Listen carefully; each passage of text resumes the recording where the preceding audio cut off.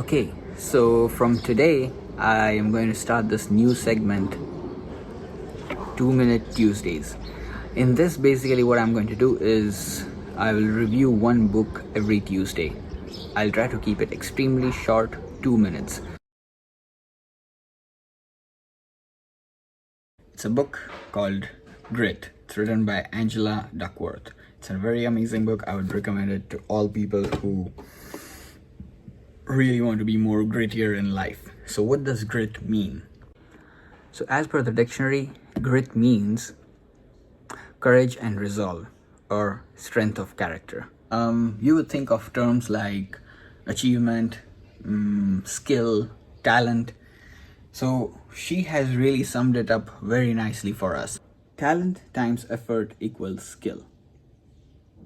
But at the same time, skill times effort equals achievement. So basically, talent is how quickly your skills grow when you invest effort. And achievement is what happens when you take the acquired skills and how you use them. Now remember, effort has been factored in twice. Okay, so she has given a very good example of a very celebrated potter by the name Mackenzie. When he started making pots, what he said is when he started it, he felt that it was the pots he made were good. But now that after like more than 50 years of experience, when he reflects back to when he started, he feels those pots were an awful lot. So he sums it up this way, that the first 10,000 pots were very difficult to make. But then he started making pots which were more usable and were more beautiful. So here, the more pots he made, the more skills he earned.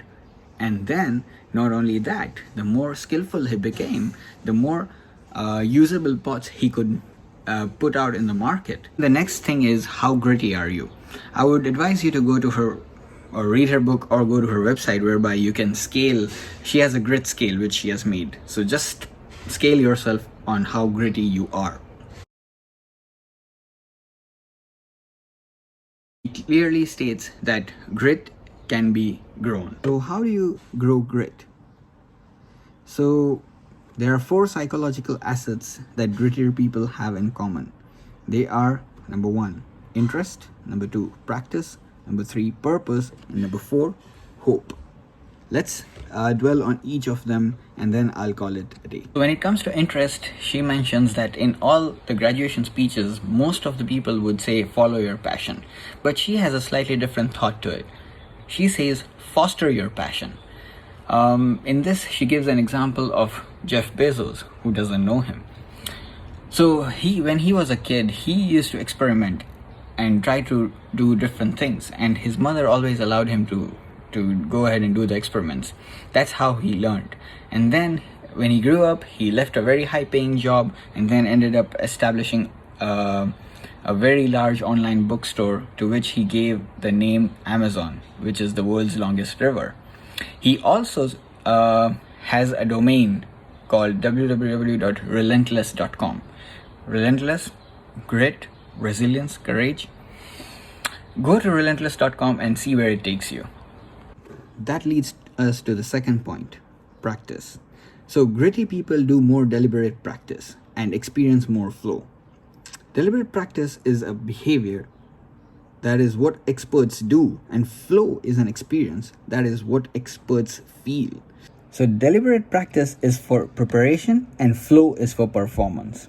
Now let's move to the third thing, which is purpose. The intention to contribute to the well-being of others is purpose. Here she states a very good example of a lady called Kat Cole. Her story is from poverty to purpose.